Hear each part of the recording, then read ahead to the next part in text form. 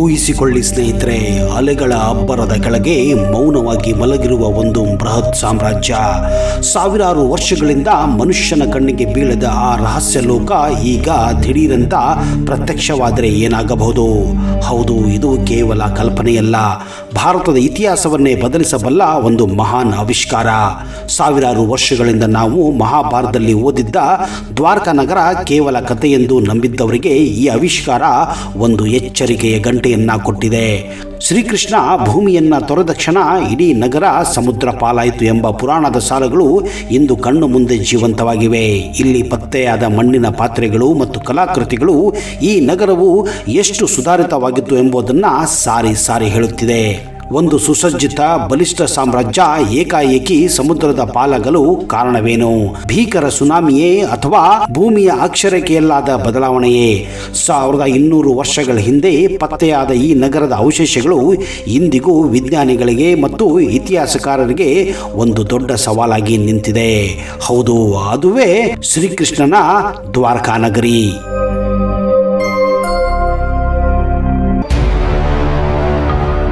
ಮಹಾಭಾರತದ ಸೂತ್ರಧಾರಿ ಶ್ರೀಕೃಷ್ಣ ವಾಸ ಮಾಡುತ್ತಿದ್ದಂತಹ ಸ್ಥಳವೇ ಇಂದಿನ ದ್ವಾರಕಾ.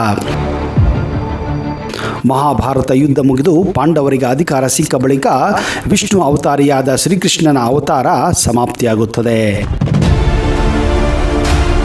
ಬಳಿಕ ದ್ವಾರಕಾ ನಗರ ಸಮುದ್ರದಲ್ಲಿ ಮುಳುಗಿತು ಎಂದು ನಮ್ಮ ಪುರಾಣಗಳಲ್ಲಿ ಹಾಗೂ ಇತಿಹಾಸದಲ್ಲಿ ಉಲ್ಲೇಖ ಇದೆ.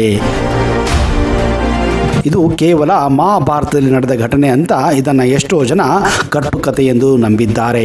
ಆದರೆ ಈಗಿನ ದ್ವಾರಕಾ ನಗರದಿಂದ ಸುಮಾರು 30 ಕಿಲೋಮೀಟರ್ ದೂರದಲ್ಲಿ ಬೇಟ್ ದ್ವಾರಕಾ ಅನ್ನೋ ಒಂದು ದ್ವೀಪ ಇದೆ.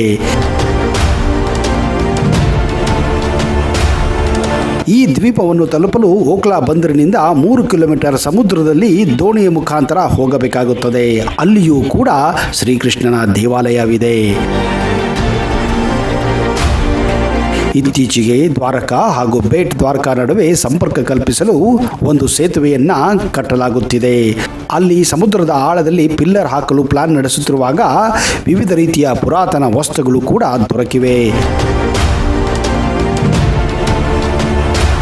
ಹೀಗೆ ದೊರೆತ ವಸ್ತುಗಳನ್ನು ಭಾರತೀಯ ಪುರಾತತ್ವ ಇಲಾಖೆ ಪರೀಕ್ಷೆ ಮಾಡಲು ಮುಂದಾಗಿದೆ. ಹೀಗೆ ಇತಿಹಾಸ ಪೂರ್ವ ವಸ್ತುಗಳ ಮೇಲೆ ಸಂಶೋಧನೆ ನಡೆಸಿದಾಗ ಒಂದು ಆಘಾತಕಾರಿ ವಿಷಯ ಬಹಿರಂಗವಾಗಿದೆ. ಹಾಗಾದ್ರೆ ಆ ವಿಷಯ ಏನು? ಆ ಸತ್ಯ ಸಂಗತಿ ಏನು? ಅಲ್ಲಿ ಸಿಕ್ಕಿರುವ ವಸ್ತುಗಳಲ್ಲಿರುವ ಸತ್ಯಾಂಶ ಏನು? ರಹಸ್ಯ ಏನು? ದ್ವಾಪರ ಯುಗ ಪುರಾಣ ಇತಿಹಾಸದಲ್ಲಿ ಅತ್ಯಂತ ಮಹತ್ವವನ್ನು ಹೊಂದಿದ್ದು. ದ್ವಾರಕ ಎಂದಾಕ್ಷಣ ಮೊದಲು ನಮಗೆ ನೆನಪಿಗೆ ಬರುವುದೇ ಶ್ರೀಕೃಷ್ಣ. ಒಮ್ಮೆ ದ್ವಾಪರ ಯುಗಕ್ಕೆ ತೆರಳಿ ಕೃಷ್ಣನನ್ನು ಕಾಣಬೇಕೆಂಬ ಆಸೆ ಮೂಡುವುದು ಸಹಜ ಕೂಡ.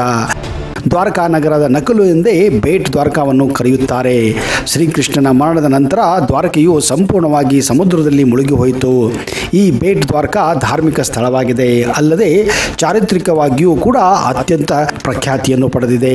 ಇಲ್ಲಿ ಪುರಾತತ್ವ ಶಾಖೆಯ ಪರಿಶೋಧನೆಯಲ್ಲಿ ಬೆಳಕಿಗೆ ಬಂದ ಅನೇಕ ವಸ್ತುಗಳು ನಮಗೆ ದ್ವಾಪರ ಯುಗದ ಪರಿಸ್ಥಿತಿಯನ್ನು ಕಣ್ಣಿಗೆ ಕಟ್ಟುವಂತೆ ಮಾಡುತ್ತದೆ.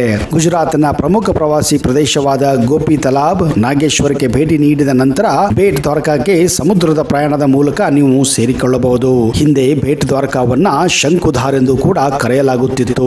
ಇಲ್ಲಿ ಸಮುದ್ರದ ಶಂಕುಗಳು ಹೆಚ್ಚಾಗಿ ದೊರೆಯುತ್ತಿದ್ದರಿಂದ ಇದನ್ನ ಶಂಕುಧಾರ್ ಎಂದು ಕರೆಯುತ್ತಿದ್ದರೆಂದು ಇತಿಹಾಸಗಳಲ್ಲಿ ಉಲ್ಲೇಖ ಇದೆ. ಗುಜರಾತ್ನ ಓಖಾ ಪಟ್ಟಣದಿಂದ ಕೇವಲ 3 ಕಿಲೋಮೀಟರ್ ದೂರದಲ್ಲಿದೆ ಈ ಅದ್ಭುತವಾದಂತಹ ದ್ವೀಪ. ಬೇಟ್ ದ್ವಾರಕಾ 13 ಕಿಲೋಮೀಟರ್ ಉದ್ದ, 4 ಅಗಲವಿದ್ದು ಇದು ಪ್ರಸ್ತುತ ದ್ವಾರಕಾ ಪಟ್ಟಣದಿಂದ ಸುಮಾರು 30 ಕಿಲೋಮೀಟರ್ ದೂರದಲ್ಲಿದೆ. ದ್ವಾರಕೆಗೆ ಹೋದಂತಹ ಕೃಷ್ಣನ ಭಕ್ತರು ಎಲ್ಲ ಒಂದಿಲ್ಲ ಒಂದು ದಿವಸ ಬೇಟ್ ದ್ವಾರಕಕ್ಕೆ ಕೂಡ ಭೇಟಿ ಕೊಡುತ್ತಾರೆ. ಪುರಾಣಗಳ ಪ್ರಕಾರ ಶ್ರೀಕೃಷ್ಣನು ತನ್ನ ಕುಟುಂಬ ಸಮೇತರಾಗಿ ಉಳಿದಿದ್ದಂತಹ ಪ್ರವೇಶವೇ ಈ ದ್ವಾರಕವಾಗಿತ್ತು. ಇಲ್ಲಿ ಕೃಷ್ಣನ ದೇವಾಲಯದ ಜೊತೆ ರುಕ್ಮಿಣಿಯ ದೇವಾಲಯ, ರಾಧಾದೇವಿಯ ದೇವಾಲಯ, ದೇವಿಕಿಯ ದೇವಾಲಯಗಳನ್ನು ನೀವು ಭೇಟಿ ಕೊಡಬಹುದು. ಆದರೆ ಎಲ್ಲಕ್ಕಿಂತ ವಿಶೇಷ ಎಂದರೆ ಬೇಟ್ ದ್ವಾರಕಾದಲ್ಲಿ ಭಾರತೀಯ ಪುರಾತತ್ವ ಇಲಾಖೆಯ ಒಂದು ಕಚೇರಿ ಕೂಡ ಇದೆ. ಯಾಕೆ ಈ ದ್ವೀಪದಲ್ಲಿ ಕಚೇರಿ ಇದೆ ಎನ್ನುವುದಕ್ಕೆ ಹಲವಾರು ಕಾರಣಗಳು ಕೂಡ ಇವೆ. ಇಲ್ಲಿ ಅನೇಕ ವರ್ಷಗಳಿಂದ ಪುರಾತನ ವಸ್ತುಗಳು ಪರಿಶೋಧನೆ ನಡೆಯುತ್ತಾನೆ ಇದೆ. ಇಂದಿನವರೆಗೆ ದೊರೆತ ಅನೇಕ ಆಧಾರಗಳ ಪ್ರಕಾರ ಇಲ್ಲಿ ಸಮುದ್ರ ವ್ಯಾಪಾರ, ವಾಣಿಜ್ಯ ಚಟುವಟಿಕೆಯು ಹೆಚ್ಚಾಗಿ ನಡೆಯುತ್ತಿತ್ತು. ಇದು ಈಗಿನ ಕಾಲದಲ್ಲ, ಹಿಂದಿನ ಕಾಲದಿಂದಲೂ ನಿರಂತರವಾಗಿ ನಡೆಯುತ್ತಾನೆ ಇದೆ. ಇಲ್ಲಿ ಮುಖ್ಯವಾಗಿ ಮಣ್ಣಿನಿಂದ ತಯಾರಿಸಿದ ಪಾತ್ರೆಗಳು, ಲೋಹದಿಂದ ತಯಾರಿಸಿದ ನಾಣ್ಯಗಳು, ಇನ್ನೂ ಹಲವಾರು ನಿಗೂಢ ವಸ್ತುಗಳು ಈ ದ್ವೀಪದ ಸುತ್ತಮುತ್ತ ದೊರಕಿವೆ. ಆಶ್ಚರ್ಯವೇನೆಂದರೆ ಈ ವಸ್ತುಗಳೆಲ್ಲ ಈಜಿಪ್ಟ್ ಹಾಗೂ ರೋಮ್ ದೇಶಗಳಿಗೆ ಸೇರಿದ್ದಾಗಿದೆ. ಇದರ ಅರ್ಥ ಪೂರ್ವದಲ್ಲಿಯೇ ಇತರ ದೇಶಗಳೊಂದಿಗೆ ಬೇಟ್ ದ್ವಾರಕಾ ಸಂಪರ್ಕ ಇತ್ತು ಎಂದು ಹೇಳಲಾಗುತ್ತಿದೆ. ಇಲ್ಲಿರುವ ದೇವಾಲಯಗಳ ನಿರ್ಮಾಣ ಹಾಗೂ ಸಮುದ್ರದ ಗರ್ಭದಲ್ಲಿ ಮುಳುಗಿರುವ ದೇವಾಲಯಗಳು, ಮನೆ, ಪಟ್ಟಣ ಇದೆ ಎಂದು ನಂಬಲಾಗಿದೆ. ಇದೇ ಕಾರಣ ಈ ದ್ವೀಪದ ಸುತ್ತಮುತ್ತ ನಿರಂತರ ಸಂಶೋಧನೆ ನಡೆಯುತ್ತಾನೆ ಇದೆ. ಇಲ್ಲಿ ಬರೀ ಭಾರತೀಯ ಪುರಾತತ್ವ ಇಲಾಖೆಯಲ್ಲ, ಜೊತೆಗೆ ಜರ್ಮನಿ, ಫ್ರಾನ್ಸ್, ಅಮೆರಿಕ ಹಾಗೂ ನ್ಯೂಜಿಲೆಂಡಿನ ಪುರಾತತ್ವ ಇಲಾಖೆಯ ಅಧಿಕಾರಿಗಳು ನಿರಂತರ ಸಂಶೋಧನೆ ನಡೆಸುತ್ತಿದ್ದಾರೆ. ಇತ್ತೀಚೆಗೆ ದೊರೆತಂತಹ ಕೆಲವೊಂದು ವಸ್ತುಗಳಲ್ಲಿ ಮಹಾಭಾರತಕ್ಕೆ ಸಂಬಂಧಪಟ್ಟದೆಂದು ನಂಬಲಾಗಿದೆ. ಇಲ್ಲಿ ದೊರೆತ ಅನೇಕ ವಸ್ತುಗಳು ಹಾಗೂ ಶೀತಲಾವಸ್ಥೆಯಿರುವ ಕಟ್ಟಡಗಳನ್ನು ಕಂಡರೆ ದ್ವಾರಕಾದಲ್ಲಿ ಇದ್ದೇವೆ ಎನ್ನುವ ಅನುಭೂತಿ ಕೂಡ ಮಾಡುತ್ತದೆ ಎಂದು ಅಲ್ಲಿನ ಸಂಶೋಧಕರು ತಮ್ಮ ಅಭಿಪ್ರಾಯವನ್ನು ವ್ಯಕ್ತಪಡಿಸಿದ್ದಾರೆ. ಇನ್ನು ಭಾರತದ ವಿಜ್ಞಾನಿಗಳ ಜೊತೆ ಅಂತಾರಾಷ್ಟ್ರೀಯ ಭೂಗರ್ಭ ಶಾಸ್ತ್ರದ ವಿಜ್ಞಾನಿಗಳು ಈ ಸ್ಥಳದಲ್ಲಿ ಸಂಶೋಧನೆ ಮಾಡುತ್ತಿದ್ದು, ಸಾವಿರಾರು ವರ್ಷಗಳ ಹಿಂದೆ ಒಂದು ಮಾನವ ನಿರ್ಮಿತವಾದಂತಹ ನಗರವೊಂದು ಇಲ್ಲಿತ್ತು ಎಂದು ಅವರು ಈಗ ದೃಢಪಡಿಸಿದ್ದಾರೆ. ಇನ್ನು ಬರೋಬ್ಬರಿ 5,000 ವರ್ಷಗಳ ಹಿಂದೆ ನಿರ್ಮಾಣವಾಗಿದ್ದ ಈ ನಗರದಲ್ಲಿ ಆಧುನಿಕ ನಗರಕ್ಕೆ ಬೇಕಾಗಿದ್ದ ಎಲ್ಲ ವ್ಯವಸ್ಥೆಗಳು ಅಚ್ಚುಕಟ್ಟಾಗಿ ಇದ್ದವು ಎಂದು ಕೂಡ ಅವರು ದೃಢಪಡಿಸಿದ್ದಾರೆ.